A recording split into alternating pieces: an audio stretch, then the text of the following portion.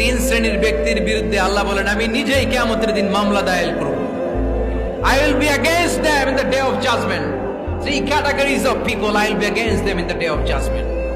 তিন শ্রেণীর লোক কিয়ামতের দিন তারা ছাড় পাবে না। আল্লাহ বলেন আমি নিজেই তাদের বিরুদ্ধে মামলা দায়ের করব। এর মধ্যে এক শ্রেণীর লোক হচ্ছে রাজুলুন ইস্তাআজারা জিরান ফাস্তাউফা মিনহু ওয়া লাম ইউতি আজরা। একজন শ্রমিক ভাড়া করে তার কাছ থেকে কাজ নিয়েছে কিন্তু তার পারিশ্রমিক আদায় করে নাই। এরকম আছে না নাই?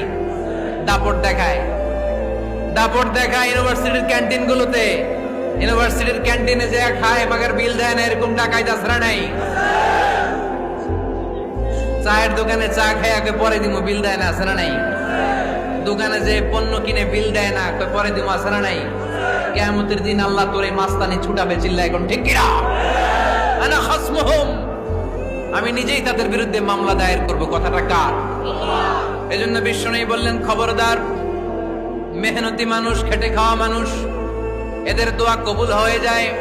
আতুল আজিরা আজরাহু ক্বাবলা আন ইয়াজিফা আরাকুহু। খবরদার, বিশ্বনবী বললেন শ্রমিকের ঘাম শুকিয়ে যাওয়ার আগে তাদের পারিশ্রমিক মিটিয়ে দাও। বিশ্বনবীর বিখ্যাত হাদিস, আতুল আজিরা আজরাহু ক্বাবলা আন ইয়াজিফা আরাকুহু। শ্রমিকের ঘাম মাটিতে লাগার আগে, শুকিয়ে যাওয়ার আগে তাদের পারিশ্রমিক মিটিয়ে দাও। কেননা তারা যদি বদদোয়া করে তোমার জীবনকে জাহান্নাম বানিয়ে দিবে কে?